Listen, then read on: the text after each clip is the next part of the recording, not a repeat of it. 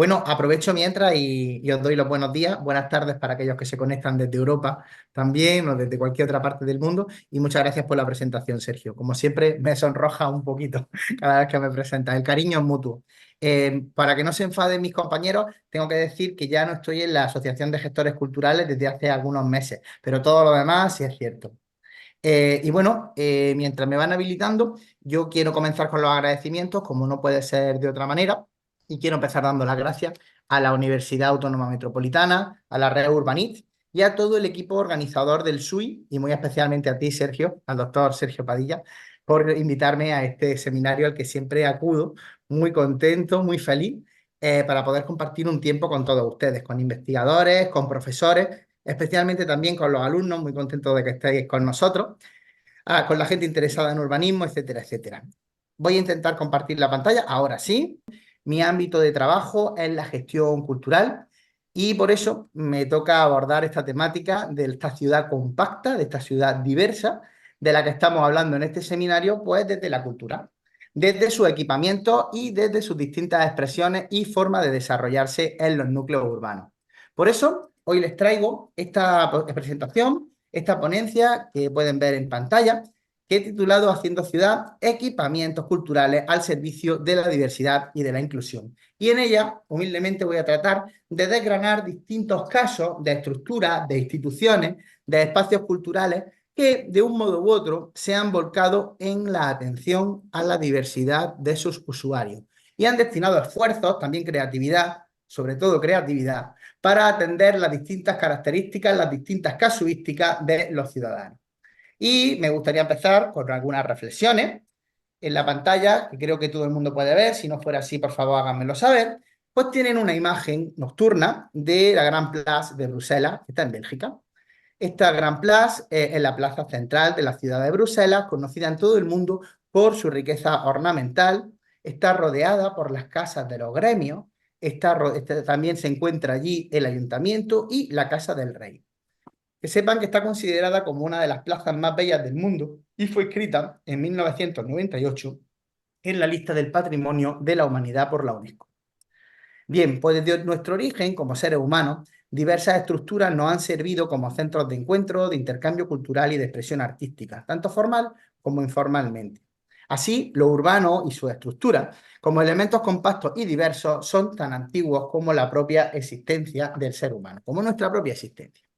El concepto de ciudad compacta aboga, como saben, por la densificación y la concentración de actividades en áreas urbanas en contraposición a la expansión horizontal. Esta teoría tiene implicaciones significativas en cuanto a cómo se desarrollan y utilizan los espacios culturales.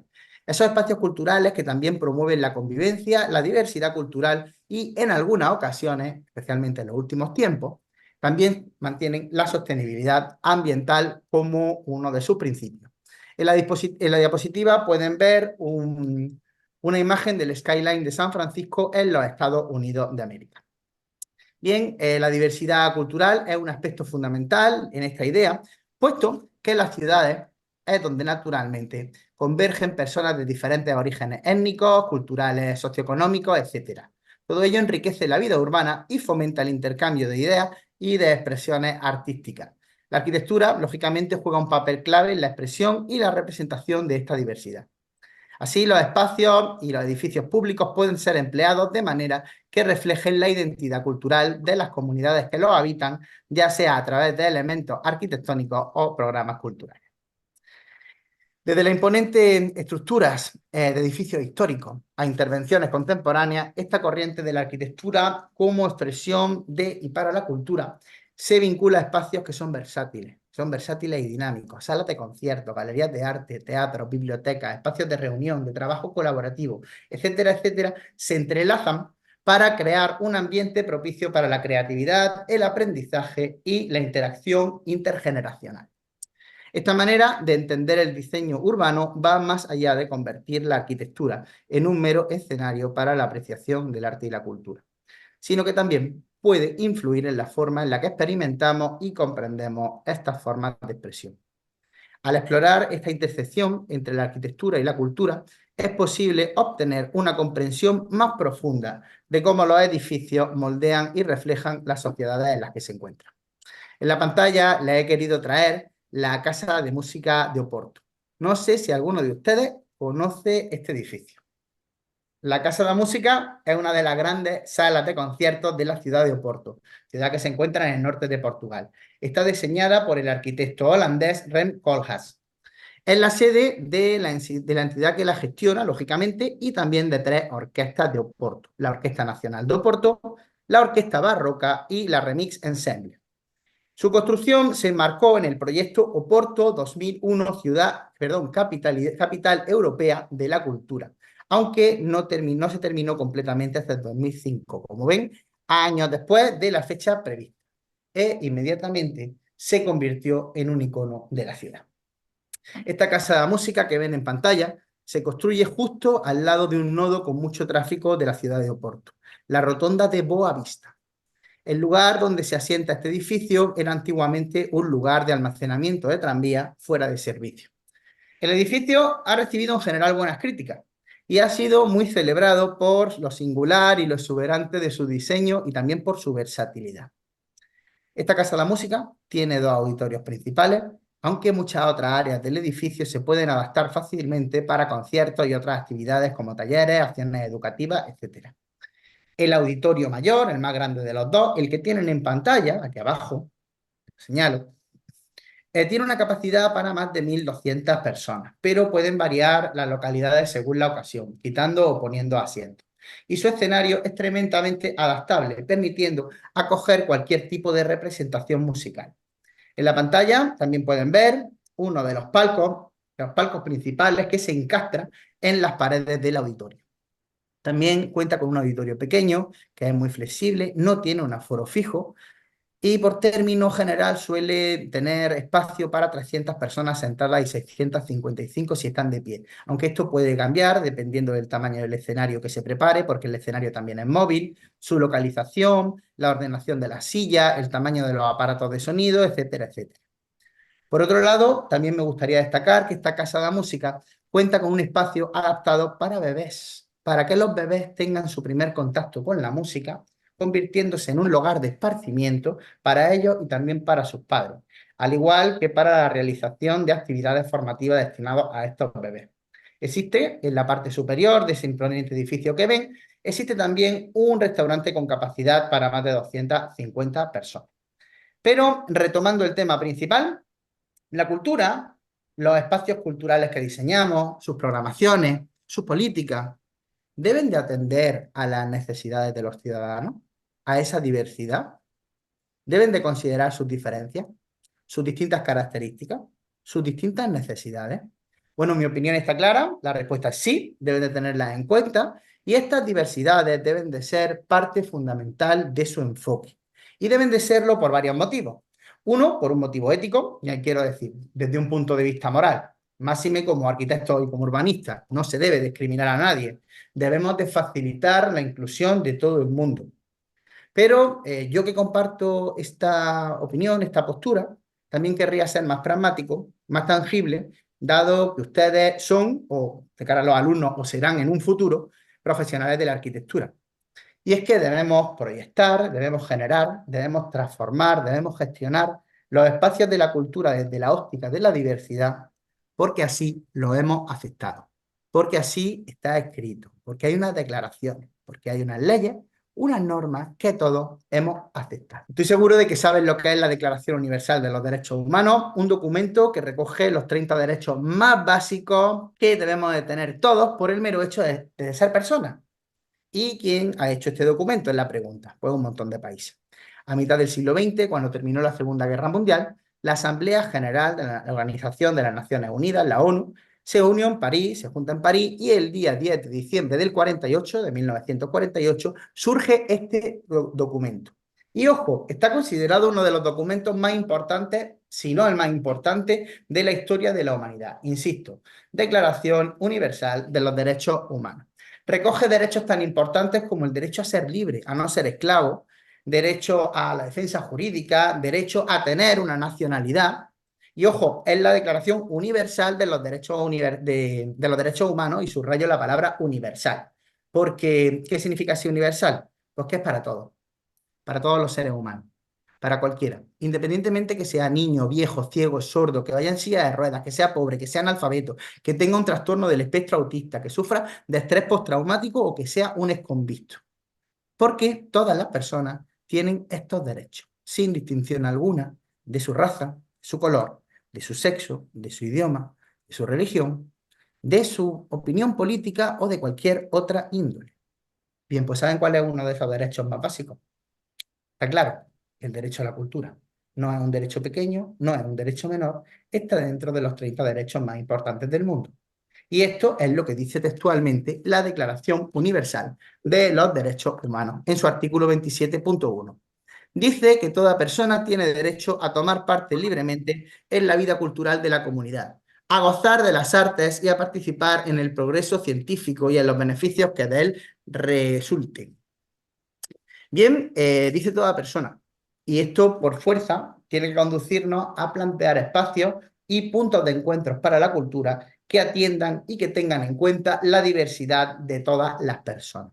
Además, también decirles, este derecho no solo está en esta declaración o en otros textos internacionales. Este derecho a la cultura está también protegido por las constituciones, por las legislaciones, por las normas de la mayoría de nuestros estados. Así que nos guste o no, nos toca cumplir con él. Pero, por otro lado, las personas que están en una situación de desventaja o de riesgo de exclusión son una minoría, ¿verdad? En nuestro mundo hay alrededor de 1.000 millones de personas, que se dice pronto, que enfrentan algún tipo de discapacidad según la Organización Mundial de la Salud y sus datos que ofreció en el 2020. ¿Lo sabían? ¿Imaginaban esta cifra? Yo, la verdad, tampoco. Y no nos detengamos ahí. La OMS en el 2021 también nos informaba que 450 millones de personas en todo el mundo sufren trastornos de salud mental, síndrome neurológico o conductuales. Y no se trata solamente de discapacidades físicas o de discapacidades mentales. Según un informe de la ONU Habitat, un departamento de la ONU, en el 2021, 1.000 millones de personas de todo el mundo viven en situaciones de marginalidad. No tienen acceso a la sanidad, no tienen acceso a una vivienda digna, no tienen acceso a una alimentación sana, a la educación. Bueno, pues todas estas personas a menudo enfrentan barreras socioeconómicas que dificultan su acceso a la cultura y a la arte. Esto que les estoy contando significa que un número muy importante de individuos se encuentran en desventaja para disfrutar plenamente de la cultura y de la arte. Pero, ¿cómo podemos garantizar que también estas personas tengan acceso a estos derechos fundamentales? ¿Cómo podemos construir una ciudad que sea más inclusiva y equitativa, donde todos puedan disfrutar plenamente de su derecho a la vida cultural y artística? Bien, pues en lugar de liarme a hablar de postulados teóricos, a continuación les quiero presentar una serie de casos reales de espacios culturales que apuestan decididamente por atender a las diversidades de sus públicos, de sus visitantes y de sus usuarios. Y lo hacen desde distintos puntos de vista. Bueno, en mi humilde opinión, si hay un espacio cultural que destaque por su capacidad de ser permeable y por su empatía hacia las características y casuísticas de los distintos colectivos que tiene en su ámbito de actuación, ese es el Museo de Brooklyn. Así que me gustaría que nos acercáramos un poco a él. No sé si lo conocen. Para aquellos que no, han de saber que el Museo de Brooklyn es uno de los museos de arte más antiguos y grandes de los Estados Unidos. Destacan sus colecciones de arte egipcio, arte de otras zonas de África, de Oceanía, arte asirio, arte japonés. Igualmente, su colección de arte estadounidense es bastante completa y abarca desde el periodo colonial hasta el arte contemporáneo. Dispone con casi 52.000 metros cuadrados de un montón de espacios positivos. De hecho, es el tercer museo más grande de la ciudad de Nueva York en cuanto a superficie. Está ubicado junto al Prosper Park, un parque gigantesco del distrito metropolitano de Brooklyn. Y se trata de un edificio estilo Beaux Arts que tiene su origen en el siglo XIX, sí. Desde el año 1977 está inscrito en el Registro Nacional de Lugares y Monumentos Históricos de Nueva York. En la pantalla, bueno, para aquel que no se ubique, puede, que seguro que todos, pero sí, de todas formas me lo he preparado. En la pantalla pueden ver la situación de Nueva York respecto al mapa de los Estados Unidos y acercando un poco más el foco podemos ver la ciudad completa de Nueva York a vista de pájaro y los distintos metropolitanos, es decir, los distintos distritos metropolitanos o boroughs que la conforman. Vamos a traernos esto para acá, aquí. Así, estos 5 distritos de la ciudad de Nueva York, se los voy a ir señalando con la flecha del ratón, pues serían el borough de Manhattan, la isla de Manhattan, aquí la tienen. Nueva York es una ciudad que está conformada principalmente por islas. Sus boroughs, sus distritos metropolitanos son o islas o parte de islas. Aquí tienen la isla de Manhattan. Aquí tienen el borough de Brooklyn, que pertenece a la gran isla de Long Island. Aquí tienen el distrito de Queens, que igualmente pertenece a la gran isla de Long Island. Aquí tienen el distrito o borough de Staten Island, que a la vez es un borough y una isla en sí misma. Y por último, esta parte de aquí, que es la única parte continental de la ciudad de Nueva York, que sería el Bronx. Bueno, pues aquí les señalo con esta flecha la ubicación del Museo de Brooklyn, que no podía faltar en esta charla por su gran apuesta por la inclusión y la diversidad en sus estructuras, procesos, iniciativas y programación. Un pelín de historia. Sus raíces se remontan a 1823 y a la fundación de la Biblioteca de Aprendices de Brooklyn, que se estaba pensada para educar a jóvenes artesanos. Como curiosidad, les diré que Walt Whitman se va a convertir en uno de sus bibliotecarios. Inicialmente estaba establecida en la zona de Brooklyn Heights y la biblioteca se trasladó a las salas del edificio del Liceo de Brooklyn, en la calle Washington, en 1841. 2 años más tarde de ese traslado, tanto el liceo como la biblioteca se fusionaron para formar el Instituto de Brooklyn, que ofrecía importantes exposiciones de pintura y de escultura, además de conferencias sobre temas tan diversos como la geología o el abolicionismo. Recuerden que estamos en 1841, todavía no había tenido lugar la guerra de secesión y en algunas zonas se permitía el esclavismo. El instituto anunció planes para establecer una galería permanente de bellas artes en 1846. Para 1990, los líderes del instituto habían decidido construir una nueva y grandiosa estructura dedicada conjuntamente a las bellas artes y a las ciencias naturales.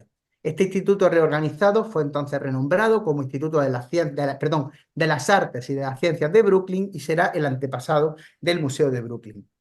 El diseño original del nuevo edificio es de los arquitectos McKean, Mead and White y estaba destinado a albergar una gran cantidad de actividades educativas e investigadoras, además de las crecientes colecciones. El ambicioso plan de construcción que tenían, de haberse realizado enteramente, habría producido una estructura de un museo individual que hubiera sido la más grande del mundo. De hecho, el mandato general de la institución era tan amplio que la Academia de Música de Brooklyn, el Jardín Botánico, el Museo Infantil de Brooklyn van a permanecer como divisiones de este Instituto de Artes y Ciencias hasta que se convirtieron en entidades independientes en la década de los 70 del siglo pasado. Bien, la división de museos del instituto, que llegó a ser popularmente conocida como el Museo de Brooklyn, fue concebida además como el punto focal de un planificado distrito cultural que también era recreativo, que era educativo, para la floreciente ciudad de Brooklyn. Aunque realmente el alcance de ese complejo previsto de parques, de jardines, de edificios, cambió. Cambió después de que Brooklyn, que era entonces una ciudad independiente, fuera absorbida por la ciudad de Nueva York en 1898. En el área de tierra anteriormente designada como el Triángulo del Instituto de Brooklyn, no solo se encuentra el museo, sino también otras instituciones y equipamientos como el Jardín Botánico, el Parque Mount Prospect o la Biblioteca Central del Sistema de Bibliotecas Públicas de Brooklyn. Bien, en septiembre de 1895, la compañía de construcción PJ Carlin inició la construcción del ala oeste de este futuro museo para comenzar el proyecto. Este ala inicial se terminó y se abrió al público en 1897. Por otro lado, la construcción del pabellón central tuvo lugar entre 1899 y 1905, aunque la monumental escalera que conducía a él, que ahora la veremos, se comenzó más tarde. En 1904 empezó la construcción de 2 secciones del ala noreste que duró 3 años. Bien, durante varias décadas el mantenimiento preventivo de este museo se fue posponiendo y esa gran escalera de la que le hablo, que daba acceso al edificio, comenzó a mostrar signos de envejecimiento. También había un creciente interés desde 1930 para crear una entrada más directa que no tuviera escalinata y que fuera más democrática, entre comillas, al museo. En abril de 1934, la Comisión de Arte Municipal aprobó rápidamente la demolición de esta escalera monumental y alteró en gran medida el carácter arquitectónico de la fachada principal del museo. Demos un gran salto hasta 1991, en el que se ejecutó el primer proyecto del que entonces era el plan director, que fue el Auditorio Cantor, con capacidad para 460 personas. Este auditorio proporcionó el primer lugar de reunión formal del museo, desde que el teatro original se tuviera que convertir en el vestíbulo del museo más de 50 años antes. Este auditorio Cantor ofrece un amplio escenario para representaciones, para conferencias y para otros actos, así como para la proyección de secciones cinematográficas. Demos otro salto en el tiempo hasta 2001, en el que se restauró el majestuoso patio Beaux-Arts, que servía para multitud de fines, como por ejemplo banquetes, grandes reuniones y ocasionalmente exposiciones. En esta reconstrucción, que el patio estaba bastante denostado, se reconstruyeron y restauraron minuciosamente las claraboyas del museo. Por ir a los últimos años, este museo se ha centrado en rediseñar su galería y reinstalar sus principales colecciones para hacerlas más accesibles al público. Espacios fluidos, colores vivos en las paredes, elementos gráficos espectaculares y componentes multimedia figuran en muchas de estas galerías reconfiguradas. Aquí tienen una imagen que he recuperado de cómo era esa primera ala oeste del museo, la primera que se construyó y que se abrió al público en 1897. Miren qué foto, eso ahora mismo está lleno de edificios. Recuerden que Brooklyn era una ciudad independiente y deja de serlo en 1898, justo en el momento en el que se toma esa foto. Aquí pueden ver también una imagen del pabellón central con la primera gran escalinata de las que estaba hablando. Están ahí los profesores del Instituto de Artes y Ciencias de Brooklyn sentados en ella posando.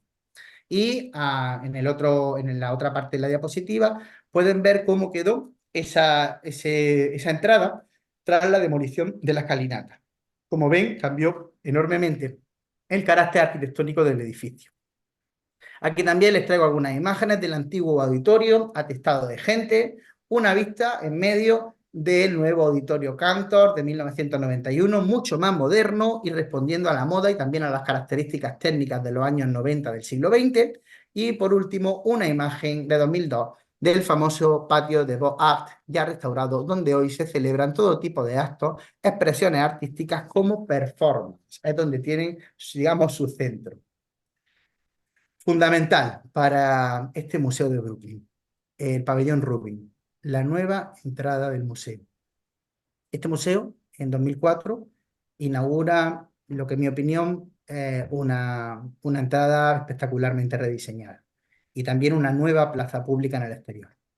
Este nuevo pabellón que tienen en pantalla rectifica el desequilibrio arquitectónico, además de resolver los problemas prácticos de acceso que se habían mantenido desde que destruyeron la escalinata monumental en 1934. Con la fachada, aquí la tienen también en la imagen, con la fachada estilo Beaux-Arts del siglo XIX como telón de fondo, se va a crear un pabellón de entrada acristalado de 2 plantas, denominado pabellón, Martha y Robert Rubin, pabellón Rubin se conoce normalmente, que proporciona una sensación de conexión directa entre el interior y el exterior del edificio, al tiempo que aporta luz natural a ese interior que anteriormente era muy oscuro.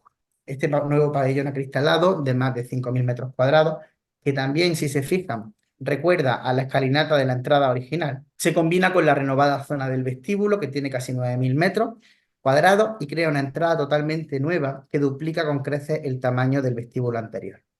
Entre las instalaciones que allí se encuentran, de cara a los visitantes, hay un centro de visitantes que ofrecen información, venta de entradas y una amplia gama de servicios al público. Importante que dentro del pabellón, los pilares de ladrillo que albergaban las 5 puertas principales que han visto en las imágenes anteriores han sido excavados, restaurados y dejados permanentemente a la vista, mostrando los cimientos de la institución, tanto estructural como simbólicamente. Sobre el nivel del pabellón principal hay un paso elevado que ofrece vista al interior y una amplia panorámica de la plaza y el barrio circundante. También decirles que como parte del proyecto de este pabellón, Este pabellón de entrada pues, se va a realizar la construcción de una nueva plaza pública alrededor de él, en el lado norte del edificio, y que esa zona de plaza delantera tiene más de 24.000 metros cuadrados, gran parte de los cuales han sido recuperados de una zona vallada que no se utilizaba y que ahora está completamente abierta al público.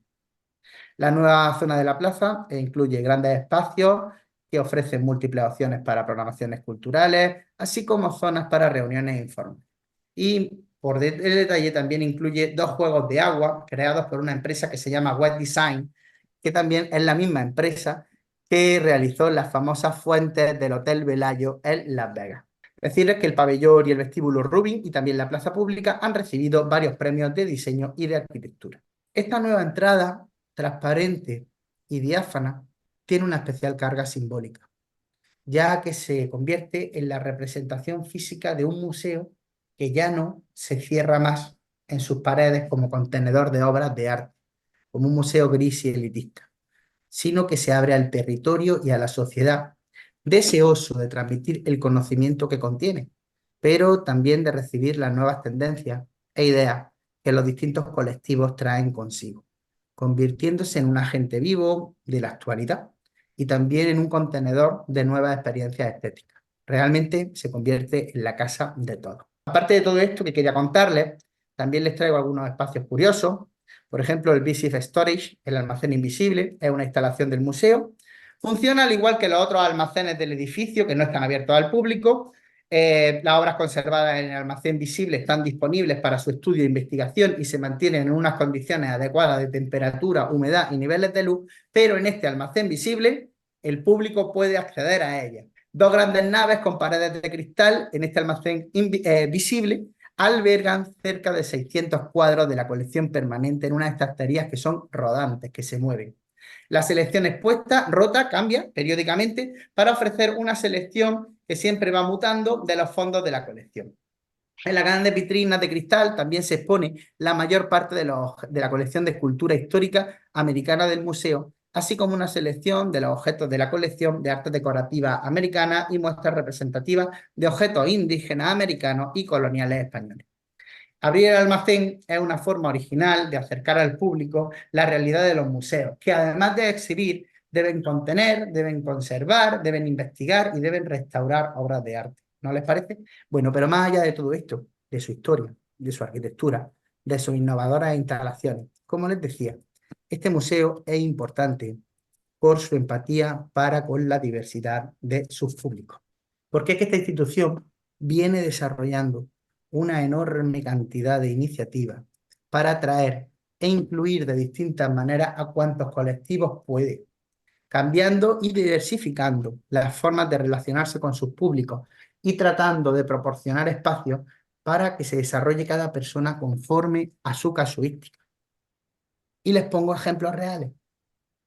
Por ejemplo, su trabajo con adolescentes. El museo, créanme, de verdad se vuelca en el trabajo con los adolescentes del barrio y de la ciudad. Antes de nada, me gustaría destacar que los adolescentes son un colectivo tradicionalmente considerado complejo en museos y otros espacios de programaciones culturales. Como mucho, se suele trabajar con ellos en grupos organizados que vienen del colegio y siempre con el profesor presente como figura de autoridad. ¿Por qué? Pues porque es difícil. Son personas que aún son menores de edad, pero que ya buscan una independencia, con lo que también entra en juego el tema de la gestión de la responsabilidad de sus actos. Muchas veces son conflictivos, a veces son díscolos, en ocasiones son erráticos, etc. Bueno, pues el Museo de Brooklyn decide trascender todos estos tabúes y dirige grandes esfuerzos a trabajar con este colectivo, para que sean los propios adolescentes los que dirijan las actividades, los que se responsabilicen de su trabajo, los que lideren y les proporcionan espacios y recursos para integrarlos dentro de la vida misma del museo. Su visión es la siguiente. Esta es su declaración institucional. Se la leo textualmente. Nuestros programas para adolescentes apoyan el liderazgo juvenil, el pensamiento crítico y la expresión creativa. Estamos comprometidos a representar voces marginadas dentro de las artes, poniendo a los jóvenes de color y LGTQ+, de clase trabajadora e inmigrantes, en el centro de todo lo que hacemos. A través de la programación dirigida por adolescentes, activamos el arte para promover la justicia social e imaginar nuevos futuros. Vale, pues muy pocos museos hacen esto. Es muy osado, es muy valiente, pero lo curioso es que está funcionando. Y lo hacen de la siguiente manera. Su filosofía es por adolescentes para adolescentes. Es decir, las actividades, como les decía, las organizan ellos. Y tienen tres líneas principales de acción. La primera se llama las Teen Nights, noches para adolescentes. Son eventos gratuitos, eventos a gran escala basados en el arte y el activismo. Se inspiran en las exposiciones que tiene el museo y las diseña el Comité de Planificación de Adolescentes. Incluyen arte, creación artística, música, actuaciones, talleres, rifas, refrigerio y demás. Les traigo algunas temáticas de las últimas Teen Nights. Una se llama Inspirado por Spike Lee, Fuentes Creativas. Spike Lee es uno de los cineastas más famosos estadounidenses y a través de una instalación inmersiva de objetos extraídos de la colección personal de Lee, se descubren las fuentes que han impulsado su producción creativa. Otra temática, inspirados por los manifiestos de las fotocopiadoras, artistas que hacen fanzines. No sé si saben que un fanzine es una revista de escasa tirada y distribución que se hace con pocos medios y se hace por aficionados en temas como el cómic, la ciencia ficción, el cine, etcétera, etcétera. Normalmente no es poco común que un artista que quiera abrirse paso en el mundo del cómic hace él sus propias revistas haciendo fotocopias, una revista súper precaria que son las que utiliza para distribuir. Una forma de distribución un poco underground, pero muy interesante. O, por ejemplo, una temática de la Teen Night sobre poder y presencia, sobre estética y moda. Pues me dirán si no les va a gustar a un adolescente. Son temas disruptivos que rayan lo políticamente incorrecto, o con esos temas, ¿qué adolescente no va a querer ir, no? Bueno, vamos a ver si funciona el compartir pantalla. Con su permiso, salgo de aquí y voy a intentar compartir de nuevo la pantalla y enseñarles una de esas Teen Night.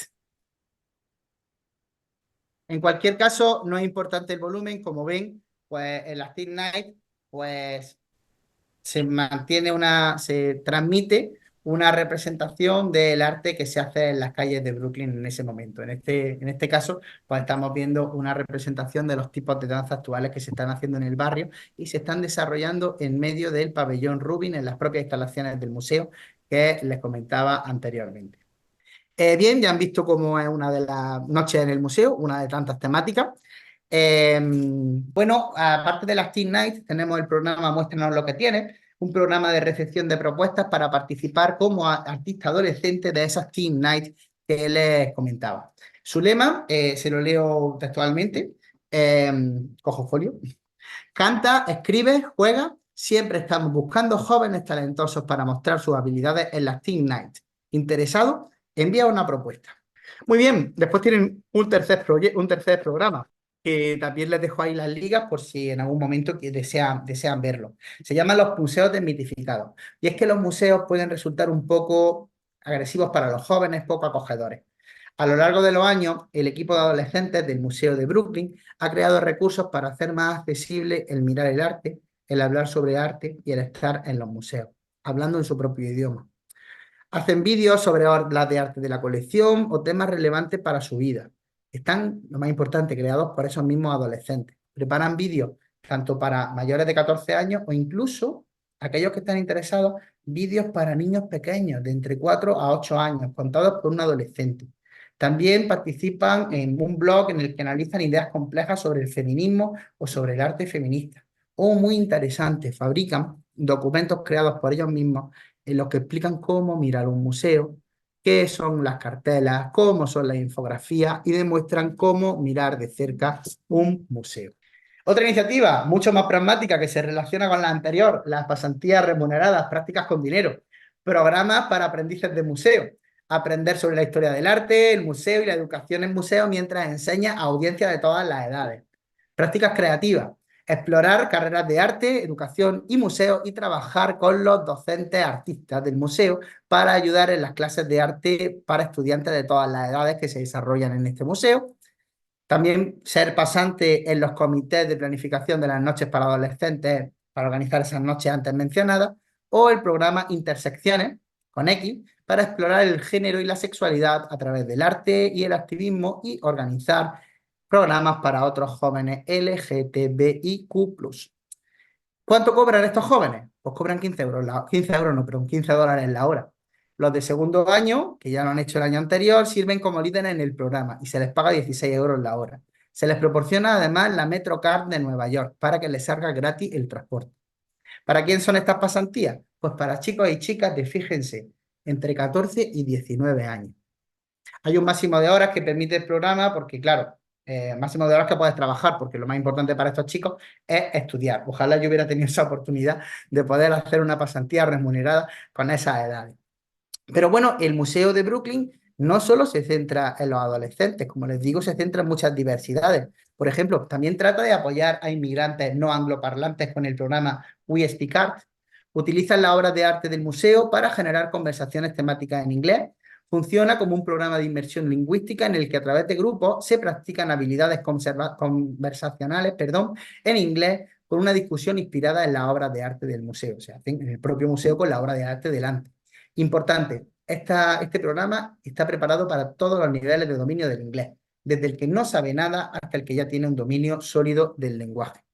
Importantísimo, fundamental y seguro que les suena. El Museo Brooklyn es además el lugar donde se encuentra el Centro Elizabeth A. Sackler de Arte Feminista.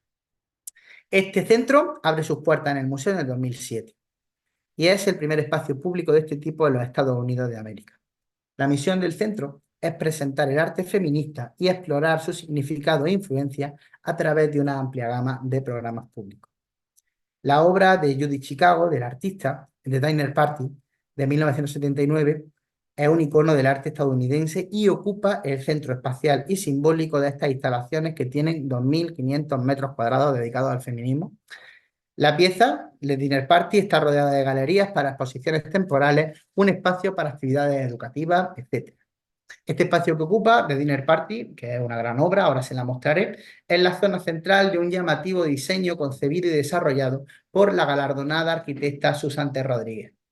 El centro Sackler, destaca por el espectacular uso de grandes paredes acristaladas que están inclinadas para enmarcar la obra de Dinner Party en su propio espacio. Al acercarse a ella, el visitante se mueve a través de una serie de galerías distintas que están interconectadas, también de otras zonas de exposiciones temporales, de un centro de estudio y de un foro para reuniones. Este centro Sackler también ha sido galardonado con varios premios de diseño. Bueno, somos todos adultos, la obra es un tanto disruptiva. Aquí pueden ver una vista general de The Dinner Party en el centro de esas instalaciones. No sé si lo saben, pero The Dinner Party está considerada como la primera obra de arte feminista épica y funciona como una historia simbólica de la mujer en la civilización occidental. Consiste en 39 espacios para cenar que se sitúan a lo largo de una mesa triangular para 39 mujeres míticas, no reales o, no sabemos si son reales, o históricas. Leonor de Aquitania, la actriz Teodora de Bizancio, Virginia Woolf, etcétera, etcétera. Todas ellas están entre las invitadas. Cada puesto incluye un plato de porcelana pintado a mano, cubierto de cerámica y un cáliz y una servilleta. Y en cada plato se representa en forma de vulva, de color brillante y un estilo elaborado. La pieza además se apoya en el bordado, ejecutado en una gran variedad de estilos. Aquí tienen un primer plano de uno de los platos. Esta obra se produce entre el 74 y el 79, 1974 y 1979, y fue exhibida por primera vez en ese 1979. Posteriormente, y a pesar de la resistencia del mundo del arte establecido que se opuso a esta obra, la pieza va a realizar una gira por 16 lugares de 6 países, en 3 continentes, consiguiendo una audiencia de nada más y nada menos que 15 millones de espectadores. Fue almacenada hasta el año 96, ya que comenzaba a sufrir por los constantes viajes y, como hemos comentado, desde el 2007 está en este museo. Aquí tienen otro plano en el que pueden ver el plato con la figura en forma de vulva y también pues, todo lo relacionado con el bordado y las personas invitadas. El museo también piensa en otros colectivos como los adultos que no han tenido acceso a la educación. Aquí tienen, por ejemplo, el programa de educación de adultos, de alfabetización de adultos, que ofrecen experiencias tanto presenciales como virtuales para adultos en proceso de alfabetización. Fundamentalmente se realizan visitas guiadas para clases de estudiantes adultos, es decir, apoyan a los estudiantes, apoyan a los profesores que dan clases a hablantes de otros idiomas, que dan clases de educación básica para adultos, clases equivalentes a lo que sería la escuela presecundaria o clases equivalentes a lo que sería la escuela secundaria. ¿Por qué? La lectura minuciosa y el análisis de obras de arte está demostrado que promueven las habilidades de los estudiantes adultos, incluido el razonamiento deductivo y el dominio del lenguaje descriptivo y metafórico. Un ejercicio para que no solamente hable yo. He realizado una captura del sitio web del Museo de Brooklyn, concretamente de la parte del pie, en una versión en castellano. ¿Alguien ve algo extraño? ¿Algo que le llame la atención? Fíjense en esto. El Museo de Brooklyn se encuentra en un terreno que forma parte de la Tierra Central, no cedida del pueblo Lenape. Efectivamente, el Museo de Brooklyn se ubica en Lenapehoking, la tierra de los Lenape. Y este Museo de Brooklyn, en su declaración institucional, marca y reconoce que se encuentra en tierras que forman parte del territorio ancestral no cedido de la nación Lenape. Y como muestra de respeto, reconocemos y honramos a esas naciones Lenape, a sus ancestros pasados y presentes y a las generaciones futuras. Estamos comprometidos a abordar las exclusiones y borrados de los pueblos indígenas y a enfrentar los legados continuos del colonialismo en el trabajo del museo. Y esto, como les digo, es una declaración institucional. Esto es una lección de apertura y de reconocimiento de la nación Lenape muy valiente y muy rara dentro del ámbito de las instituciones públicas de los Estados Unidos de América. Estas, lógicamente, no son las únicas iniciativas, obviamente tienen una gran implicación en lo que se respecta a la sensibilidad con las personas con discapacidad física, cognitiva, sensorial, facilitan su visita, facilitan el acceso de los animales de servicio, de acompañantes y de cuidadores que no pagan entrada, proporcionan narrativas adaptadas, por ejemplo, a personas con trastorno del espectro autista, trabajan con una accesibilidad completa de los espacios para las personas en silla de ruedas. La estación de metro contigua es accesible igualmente. Tienen visitas para adultos con pérdida de memoria, una cosa súper rara que yo solo la he visto en este museo, súper útil. Hacen tour en lengua de signos para personas sordas, tour con descripción verbal para personas ciegas o con baja visión. Igualmente va del suyo. La línea de exposiciones del museo también trabaja la diversidad. Las últimas exposiciones, pues una sobre la religión yoruba, una sobre género y nación, arte de la comunidad afroamericana, alienación en el mundo actual por las tecnologías, etcétera, etcétera. Pero tengo que ser realista, no todo va a ser perfecto. Lógicamente, el Museo de Brooklyn va a tener que enfrentar nuevos retos. Por ejemplo, y como les decía, cuenta con una importantísima colección, por ejemplo, de arte egipcio antiguo, de arte asirio. Así que muy probablemente tendrán que enfrentar el debate actual sobre la decolonización de los museos. Yo no digo si lo aceptarán o no lo aceptarán, digo que tendrán que enfrentarlo. También tendrán que enfrentar las reivindicaciones sobre la devolución de ciertas piezas a comunidades o a sitios de origen. También se les acusa al Museo de Brooklyn como agente gentrificador de la zona o tienen conflictos justo ahora, en el momento actual, por su postura o por su falta de ella respecto de la relación con el Estado de Israel, dada la situación en Gaza. Bueno, pero en este camino de los espacios culturales, para atender a las diversidades, yo no me iba a quedar solamente con el Museo de Brooklyn. Así que les pongo, bueno, le iba a hablar del CCB, ¿vale? Tenía un vídeo preparado, es muy cortito, así que vamos a prescindir de él. El CCBC, que tienen en pantalla, es el Centro de Cultura Contemporánea de Barcelona. Se levanta así de imponente, como lo ven en pantalla, en el paisaje urbano de la ciudad de Barcelona, España, con un área total de 15.000 metros cuadrados, de los cuales 4.000 se dedican exclusivamente a salas de exposiciones. Pero, además del propio centro y de la plaza pública que están viendo, este CCCB, Centro de Cultura Contemporánea de Barcelona, cuenta con un auditorio, una librería, varias aulas y salas de usos múltiples, proporcionando un entorno versátil y enriquecedor para la exploración cultural. Está ubicado en el barrio del Raval, en el antiguo edificio, más bien, de la Casa de la Caridad de Barcelona. Un edificio que data de 1802 y que sirvió como orfanato hasta 1957.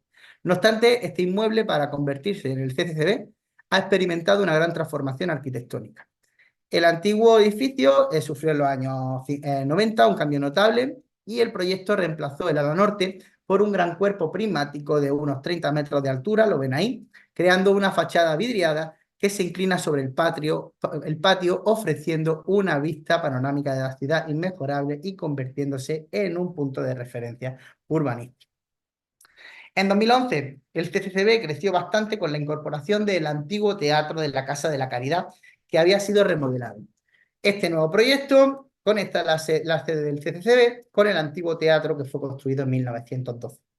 Y también un fragmento de uno de los claustros del siglo XIX del antiguo Hospital de la Caridad que estaba anexo. Bueno, con una extensión de 3.000 metros cuadrados adicionales, este espacio, perdón, alberga una sala polivalente con capacidad para 500 personas, aulas, almacenes y áreas técnicas que enriquecen la oferta y la capacidad del CCCB para servir como uno de los epicentros culturales de la ciudad. También decirles que en este centro cultural existe el CCCB Lab, que es un ala dinámica del Centro de Cultura Contemporánea de Barcelona, que comparte reflexiones, que comparte videoconferencias, informes elaborados por expertos en diversos campos, innovación cultural, habla de la relación entre la ciencia y la cultura, educación expandida, entornos virtuales, periodismo de datos, big data. Este espacio, el CCCB Lab, un laboratorio, se convierte en un centro de intercambio de ideas y conocimientos, contribuyendo al enriquecimiento y a la creación y a la evolución del panorama cultural contemporáneo. En la diapositiva, aquí, pueden ver algunas de las imágenes de algunas de las actividades que se realizan en el centro.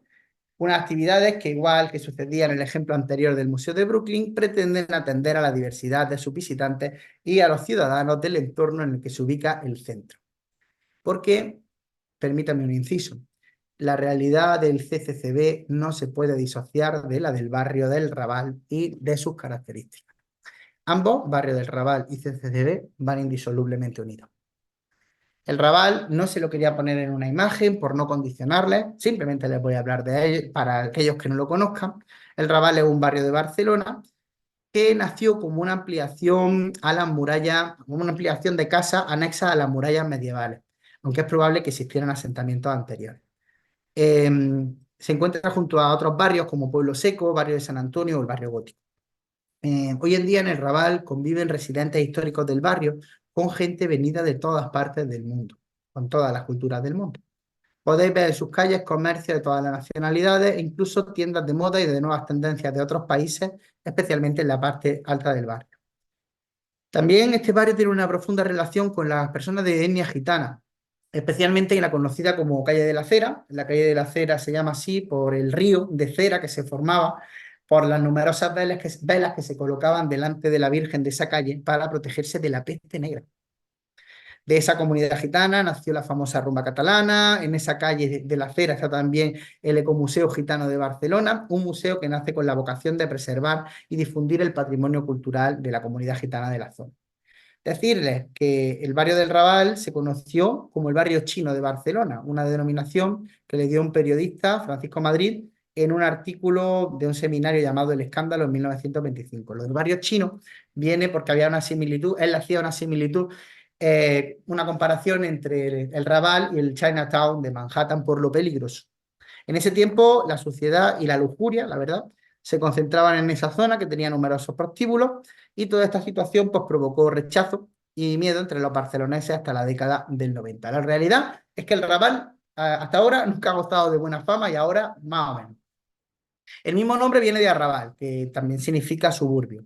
Tiene sus orígenes en el siglo XIV y en un principio acogió a la población enferma o a la población no deseada, entre comillas, la que no era bienvenida en la ciudad.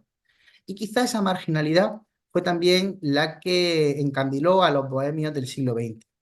Estos artistas se valieron de la cara menos amable de Barcelona para inspirarse y de paso dar rienda suelta, parece, a sus deseos más oscuros. Por ejemplo, allí pues, se dieron algunas juergas a Pablo Picasso o Ernest Hemingway.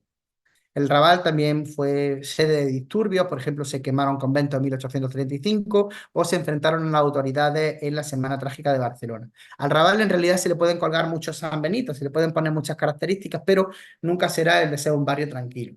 Todo esto pasó en el pasado, pero hoy en día el Raval es otra cosa. Es un lugar donde conviven gentes de orígenes muy diversos y sin duda es un barrio, pues lógicamente, muy variopinto.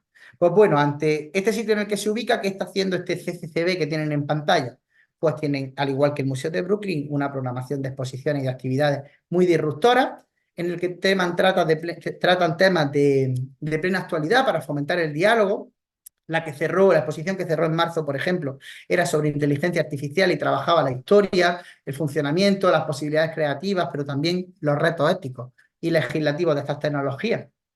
Pero Más allá de estas líneas principales expositivas, creo que este ejemplo es importante en esta intervención porque se sumerge el CCB en el barrio que lo acoge, interacciona con él y se implica en sus necesidades a través de varios programas. Se me agota el tiempo, así que voy a hablarlo muy rápidamente. Les he destacado 3 líneas de actividad que desarrolla junto a la Fundación Todo el Raval.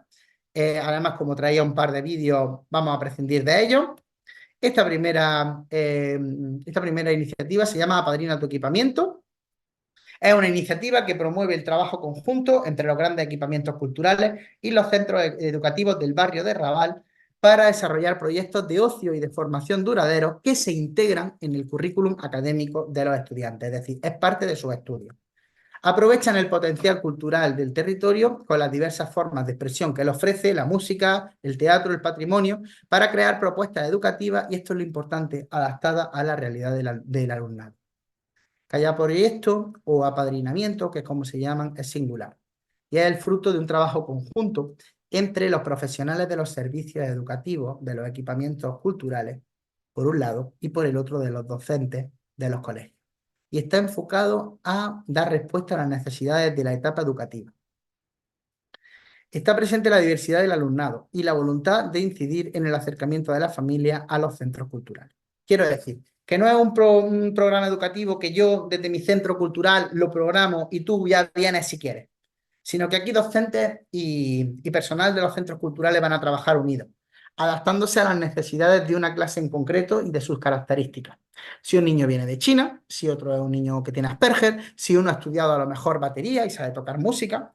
Este proceso culmina con una actividad de final de curso donde se exponen y se presentan los aprendizajes desarrollados a lo largo del curso escolar. También fundamental, el equipo Raval con la juventud migrada no acompañada.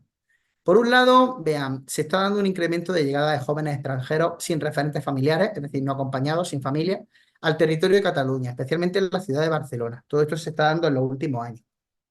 Y por otro, no hay suficientes recursos destinados a paliar la precariedad de la situación de estos jóvenes.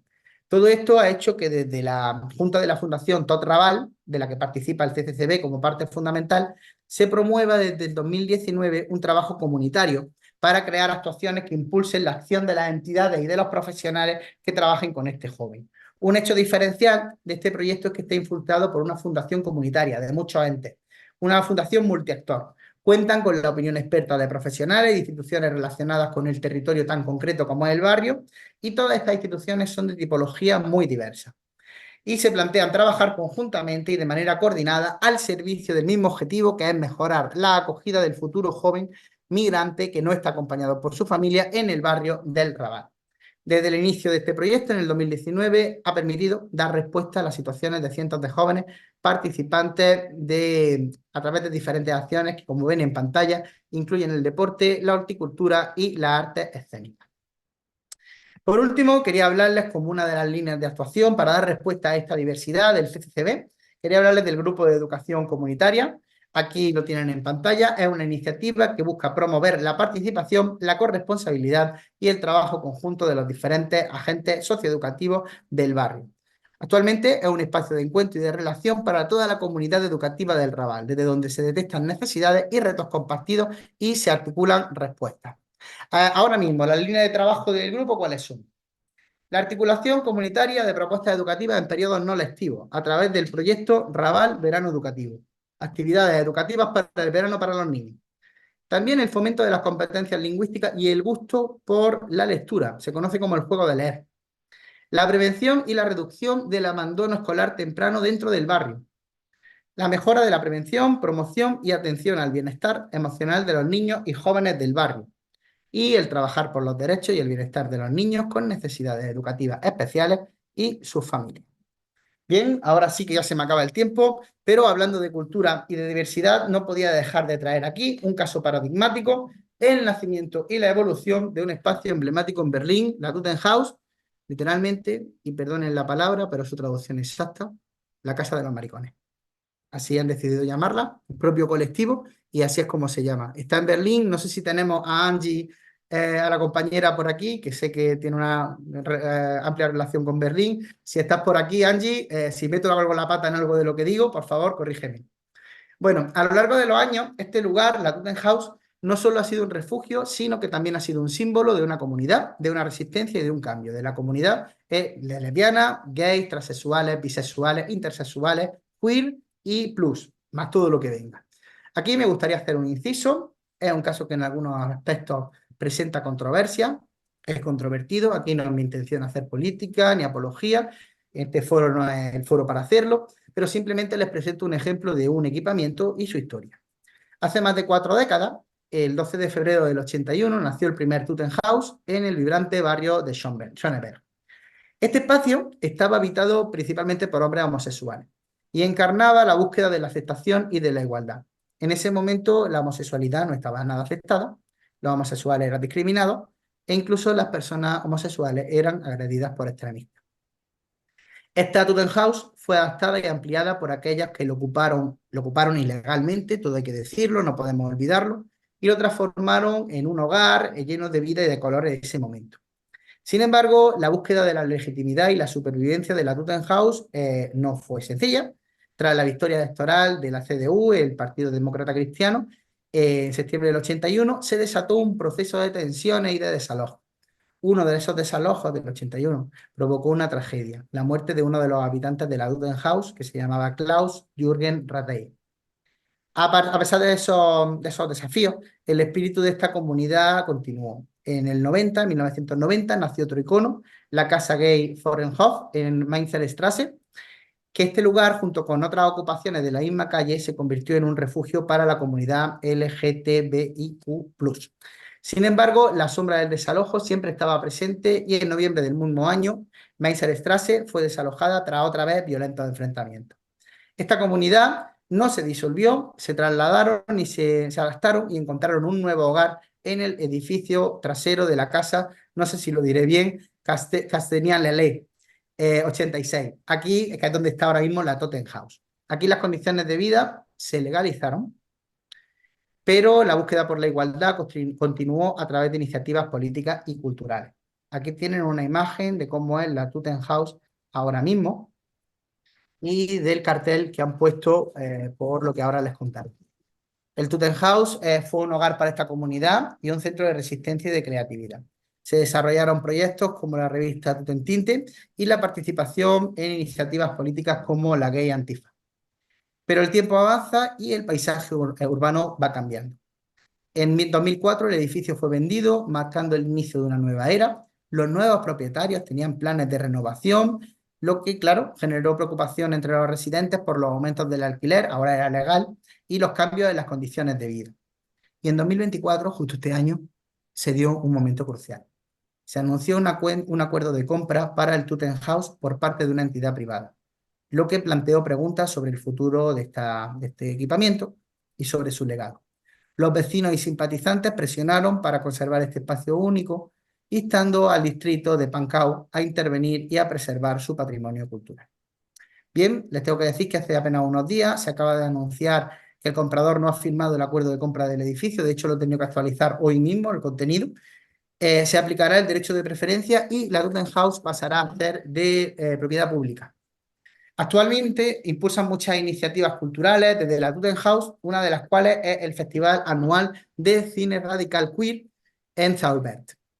El Tutenhaus de Berlín realmente puede ser único en su historia y contexto. Nosotros podemos estar más o menos de acuerdo con su historia, pero la verdad es que es un espíritu de resistencia, de comunidad gay, de comunidad LGTBIQ+, y que resuena en todo el mundo de ese colectivo. A través de los años hemos visto surgir y algunas veces vivir, otros morir, lugares similares, pero el legado de esta Tutenhaus, la verdad es que vive en la memoria colectiva de este colectivo como un espacio que ofrece refugio y apoyo a la comunidad, así que es un referente. Y bueno, hasta aquí todo lo que les traía para hoy.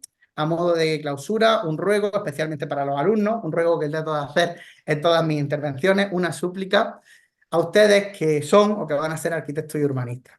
Preparen proyectos donde la cultura y el arte puedan ser disfrutados por todos y en las mismas condiciones, pese a sus diferencias. Porque como dice la escritora Isabel Allende, el seguro de vida de cualquier el seguro de vida de cualquier especie es la diversidad. La diversidad garantiza la supervivencia.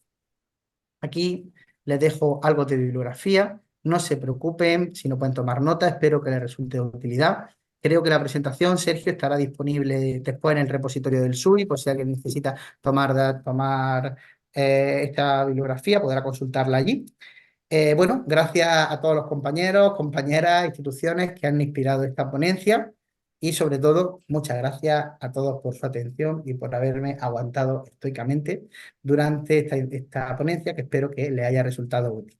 Como siempre, aquí tienen mis datos para consultas, para dudas, para críticas, también para insultos, también. No duden en usarlo. Yo contesto siempre, dependiendo de mi volumen de trabajo, contesto más rápido o más lento, pero siempre respondo. Y estoy encantado de estar en contacto con ustedes. Así que lo dicho, muchas gracias. Bien, pues muchas gracias, Antonio, por tu presentación. Muy interesante como siempre. Y creo que, bueno, el mensaje que nos mandas a través de los ejemplos y cómo has abordado tu presentación es muy útil para todos, pero principalmente para nuestros estudiantes, que la mayoría son estudiantes de arquitectura. Eso Eh, creo. los proyectos que nos muestras, tal vez los primeros, son claros ejemplos de cómo un edificio que edificios que en su momento de origen fueron pensados como muy monofuncionales, pues museos, salas de conciertos, etcétera, con un programa un poco como arquitectónicos, como arquitectos muy delimitados. Con el tiempo se van diversificando y van acogiendo múltiples actividades que la sociedad contemporánea demanda, sobre todo dirigidas hacia la comunidad, a la integración, la diversidad, como tú señalas, pero también a expresiones culturales amplias y diversas. Y eso obliga al arquitecto a o que se hagan adaptaciones, adecuaciones a los espacios, o que los nuevos espacios tienen que ser pensados más con esta idea de programas más flexibles, de espacios más adaptativos, más resilientes, para poder dar pie, cabida adecuada a todas estas actividades. Todavía tenemos la idea de muchos estudiantes que están haciendo sus proyectos, seguramente ahora, de tener un programa muy delimitado, muy fijo, a partir de ciertos arquetipos tradicionales, y creo que los ejemplos que nos muestran es que hay que ser más flexible, más adaptativo, más adaptado a las cambiantes circunstancias que la sociedad demanda. Por otro lado, también a nivel urbanístico, me parece que este rol que se tenía antes, monofuncional nuevamente, de los proyectos, ahora empiezan a tener una dimensión a partir de esta visión, más como tú lo señalas en tu ponencia, equipamientos culturales, equipamientos para la comunidad. Y eso empiezan a tener un rol mucho más activo, más dinámico en la sociedad y en la ciudad, por supuesto. Entonces, eso creo que también es una aportación que tú nos haces. Y va en el tema de que la ciudad con estos proyectos, con estos equipamientos, pues fomenta la diversidad. Hablamos de la ciudad compacta y la ciudad diversa. Y creo que el tema tuyo pues es una aportación en ese concepto de lo que hemos pensado por diversidad en la ciudad. De diversidad, tal y como tú lo abordas, me parece una aportación muy interesante, muy positiva para la temática del seminario. Bien, eh, Gracias, por Sergio. mi comentario, doy pie, si te merece una respuesta ahora, ¿no? Me lo das, doy pie para que desde el auditorio, aquí presente, o a través del webinar y del streaming, pues nos puedan hacer llegar algún comentario o pregunta, que creo que vale la pena aprovechar que tenemos a un experto como Antonio en estos temas. No sé si me ayudan, hay algún participante que esté, déjame revisar en el chat. Ujú. Eh, ¿No hay Yo mientras preguntas, la comentarios? van planteando, Sergio, muchísimas gracias por tus palabras. Esa era la voluntad de la presentación y creo que sí, que al final la propia sociedad nos obliga a escuchar más, a ser mucho más permeables. Y corrígeme si me equivoco, y ahora pregunto por la realidad de México. Eh, Cada vez más la legislación apunta a que tengamos que cumplir ciertos requerimientos que hacen que los espacios sean más versátiles. ¿Me equivoco? ¿O es una cosa que solamente sucede en Europa? Pues así como tal, como lo planteas, no, Ujú. todavía no estamos en eso, pero creo que cada vez hay conciencia de que se tiene que trabajar de esa manera. Claro. Pues yo me atrevo a anticipar, a especular, que puede ser que llegue muy pronto. El hecho de que las legislaciones obliguen a unos ciertos espacios muy grandes, muy delimitados, muy accesibles y muy versátiles. Maruja quiere hacer un comentario. Maruja, Hola adelante, Maruja, Hola, ¿cómo estás, Antonio? Qué gusto. qué alegría verte, oírte. que la veas. No, no le comentaba a Sergio que leí algo sobre Japón donde sí están trabajando en ese sentido. Están Ujú. abriendo, inclusive el diseño arquitectónico de los nuevos museos son abiertos, transparentes completamente, donde en los espacios públicos, en las plazas y todos estos espacios, están, digamos que tú vas caminando por los senderos del lugar y al mismo tiempo puedes ir viendo lo que hay adentro del museo. O sea, Ajá. si no quieres entrar, no entras, lo puedes ver desde fuera y desde adentro también puedes ver la vida pública, ¿no? En el espacio. Entonces eso se me hace muy interesante porque ya no está, digamos, limitado a nada más a la gente que está en ese, digamos, en ese ámbito del arte, que como siempre se ha manejado, ¿no? Muchas veces no tienes tiempo para entrar a ver algo que sí quisieras ver, pero si te dan la oportunidad de que estar en otro, digamos, en otro espacio y puedes ver lo interesante que hay adentro, pues, ¿por qué no? Se me hace muy, muy interesante que en el mundo moderno. Te digo que Japón porque me llamó la atención esta arquitectura y entonces ya vi que era todo un nuevo concepto sobre cómo ver el arte hoy en día, ¿no? Muy Claro. padre. Yo creo que también, muchas gracias, Maruja. No desconocía lo de Japón, pero sí sé que la tendencia que yo percibo es que están intentando que el arte no sea una cosa de élite, que la cultura no sea una cosa de élite. Y en ese sentido, los espacios abiertos que te permiten, a la vez que disfrutas de la cultura, disfrutar pues, de otras culturas, también del comercio, también del deporte, pues yo creo que son un camino a nuevos conceptos más abiertos, ¿no? Y sobre todo, e insisto mucho, por la parte de la gestión, ¿no? La capacidad de escucha de los gestores para aceptar los cambios que van viniendo en la sociedad y que les están demandando que la cosa fluya más rápido. Bien, no sé si hay alguna otra pregunta, comentario. Tenemos ya no mucho tiempo, pero podemos dar el espacio para una pregunta más. Marcelo Arroyo de Bolivia está con nosotros. A Ujú. ver, Hola, Marcelo. Marcelo, acércate para que se escuche aquí. Y Francisco también ya se está animando. Hola Bien, Antonio, gusto saludarte. Qué alegría de Eh, saber de ti, Marcelo. bueno, tengo una consulta en realidad. Eh, Sí.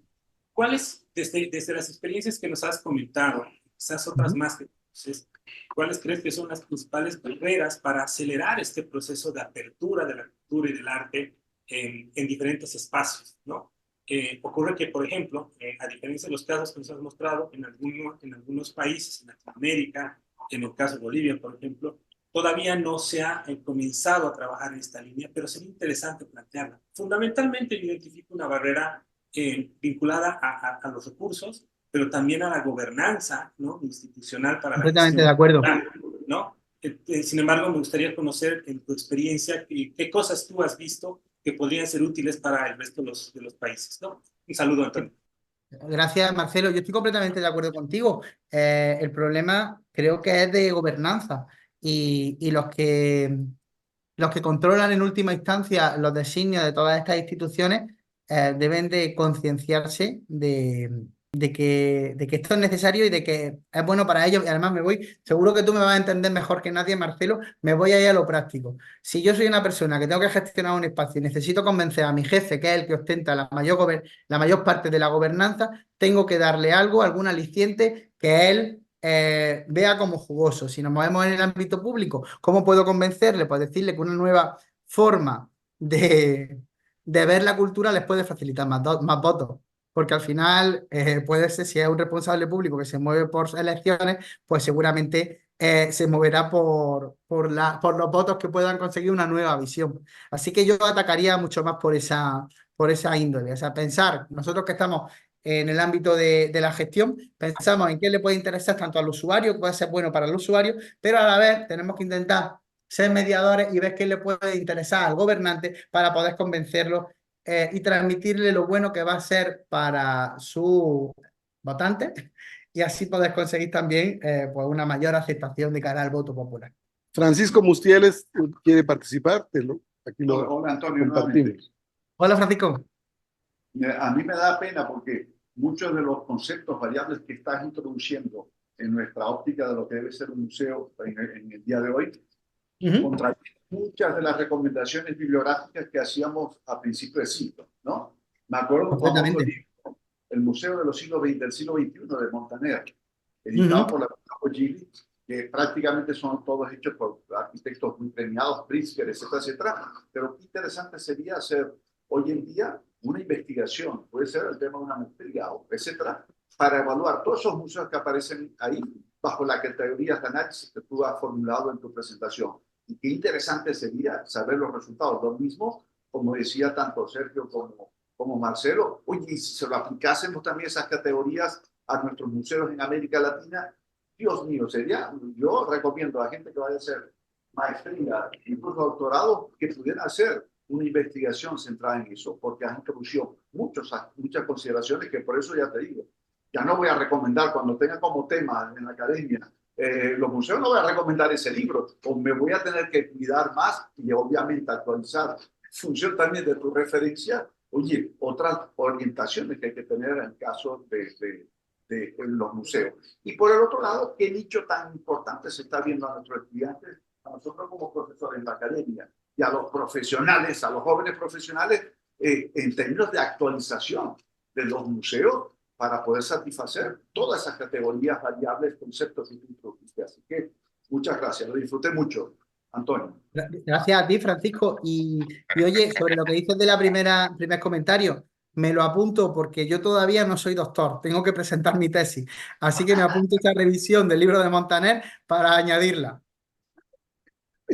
Lamentablemente ya se ha agotado el tiempo, pero yo quisiera algo que tú señalaste ahí muy provocativamente en el Museo de Brooklyn, la nota que no veíamos, y me quedé pensando, ay, Antonio, no nos des ideas, porque algún funcionario mexicano podría ocurrírsele poner en este evento, en este lugar en el que estamos, reclamar de que el Museo Franz Mayer está en territorios no cedidos por el pueblo azteca y tomados violentamente por los reinos de Castilla, Aragón y León.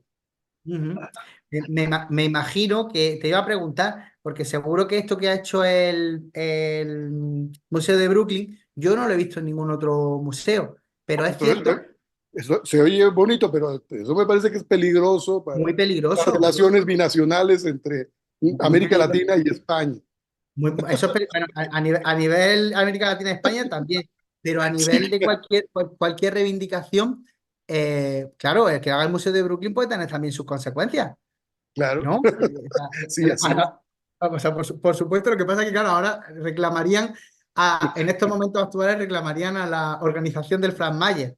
Pero claro, yo me lo he planteado. O sea, lo que pasa es que, claro, en Estados Unidos no sé si sabéis que tienen una cosa que se llama el Block Quantum, que nadie es podido considerar indígena americano, nativo americano, si no tiene al menos un 4% de su sangre nativa. Es decir, al menos uno de tus abuelos tiene que haber sido puro. Entonces, de esa manera se va disolviendo y no tienes legalmente tanto derecho a reclamar reclamar tus tierras ancestrales. Pero claro, es un problema legal interesante. Y sobre lo que comentas, por supuesto, además que está muy en boga. Sí, no hay que dar ideas, no hay que dar ideas. Bueno, a todo hay que enfrentarse, Sergio. Claro, claro. Bueno, ahí hablaremos sobre el tema más adelante. Bien, bueno, un saludo y un abrazo, Antonio. Espero que nos siga. Claro, me quedo con vosotros.